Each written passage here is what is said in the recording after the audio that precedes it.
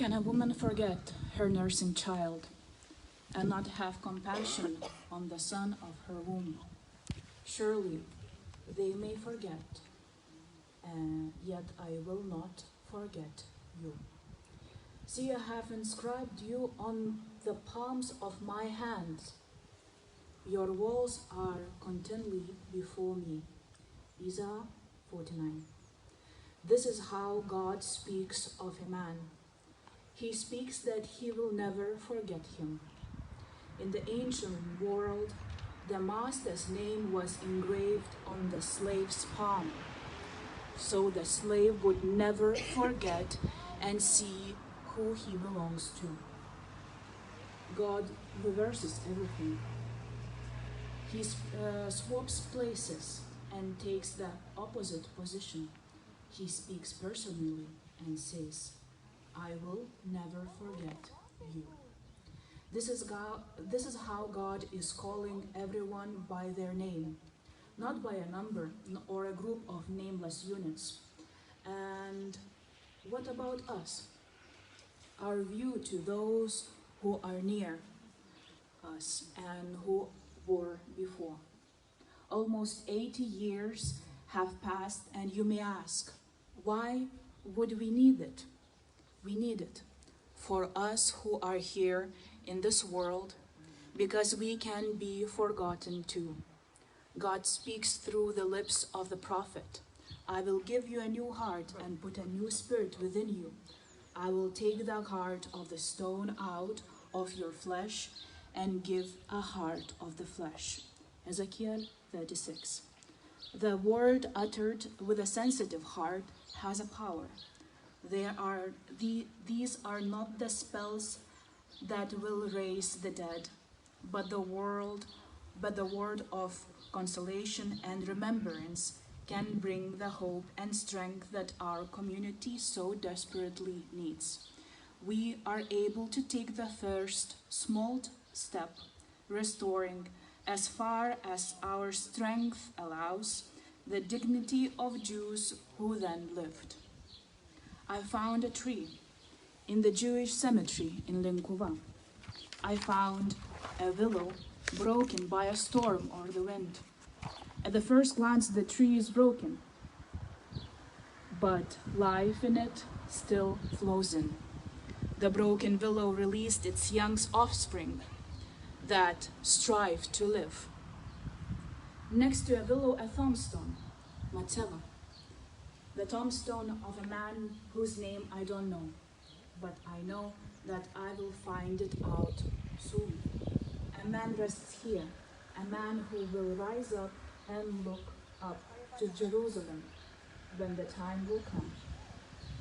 This tree for me is a Jewish nation, broken but not broken down.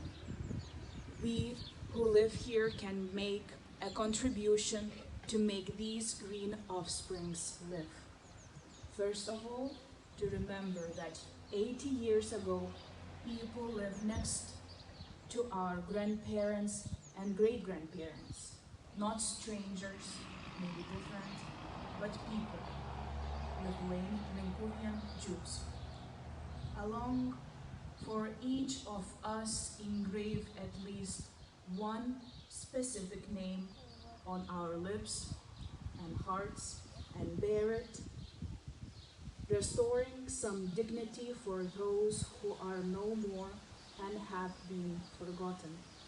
I believe that we, people of Pakruois region, I believe that we who exist in this world will be able to lift, to bear, and to hear the part that is missed, the part of dignified existence of a man who lived next door.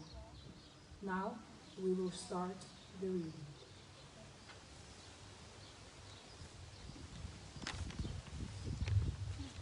Blomson family. Shayna Blomson. We do not have specific information, but it seems extremely likely that she was killed in Linkuva in 1941. Her husband, Benzel Blomson, died in 1937 in Linkuva and has not was not a Holocaust victim. Meir Blomson, son of Shana Blomson, was in Šiauliai ghetto and the Kaunas ghetto before being sent to Dachau, and then, we believe, Flossenberg, where he died in early 1945. Also, Meir's wife, Clara Blomson, and Meir's son, Shai Blomson. We do not have specific information, but it seems extremely likely that they were killed in Linkuva in 1941.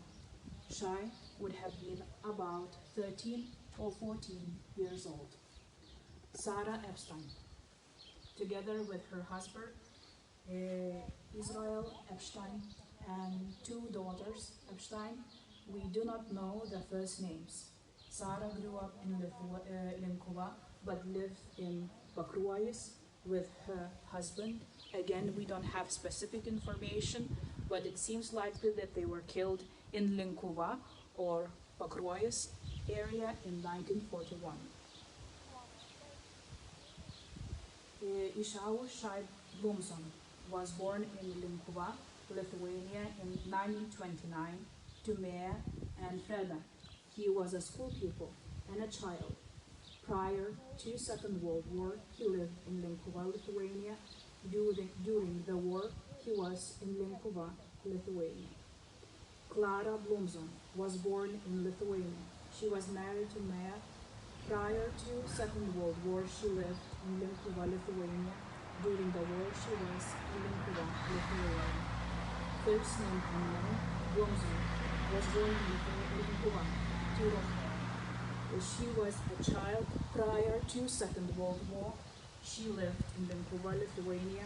During the war, she was in Linkuva, Lithuania.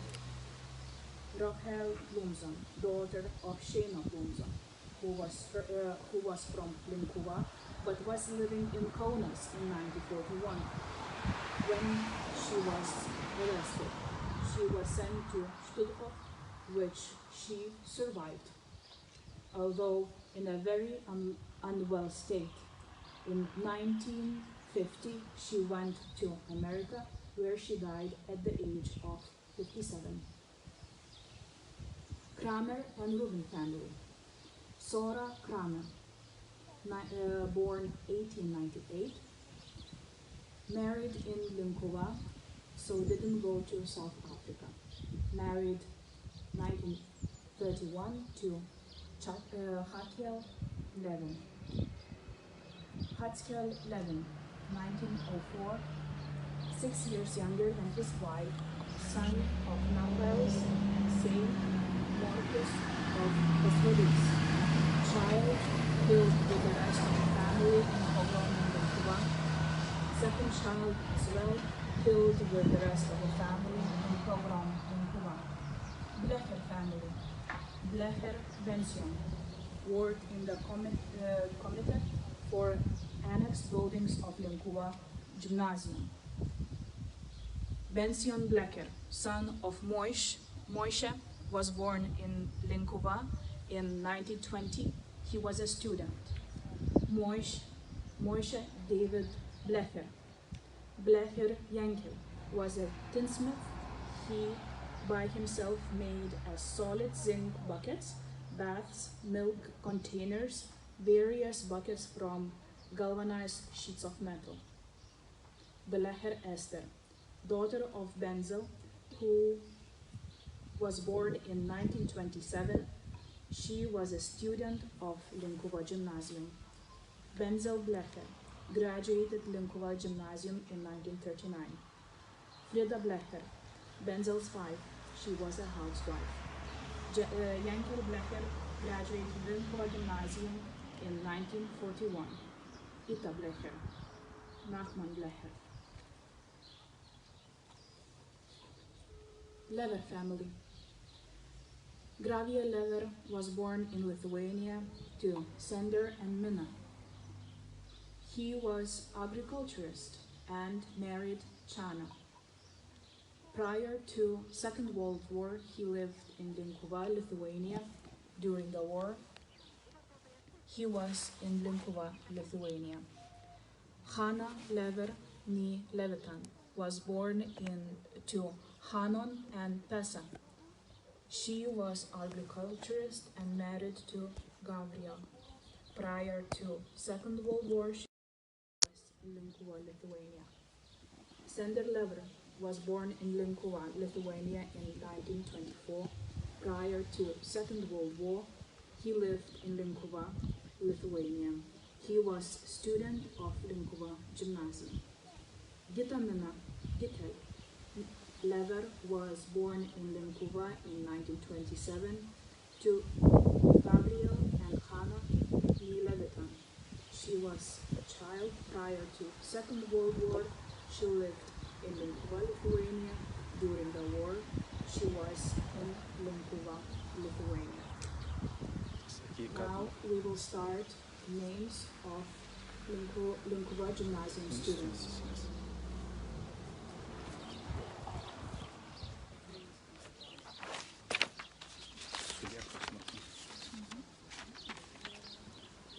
Jūs turit, jas? Susirast. Ir po to pasakyk, kad eilėraštis skambės. Arčiau ir garsiai. I have a dream that in Linkuva, all the houses and buildings would have references, tablets showing who lived there. I have a dream that the synagogue will be called the synagogue and not former cinema, the Kalpokai mill, the mill of its owner, Abraham Sher. I have a dream that we will lay paving tiles, Stolperstein, next to houses with the names of their residents who were killed during the Holocaust. I have a dream that there would be a stand at the synagogue with the names of those who perished in Sora, as well as those who lived. I have a dream of planting an apple tree in Litvak garden for the Jewish community of Linkuva. I have a dream that grandchildren and great-grandchildren of those who lived here would like to come to Linkuva, would not only come to the massacre sites, but to see that we remember of everyone, and everyone is welcome here. We can dream, don't we? With all my heart, I say thank you to everyone. Ačiū, Toda Raba, Adank. And now we will hear a poem.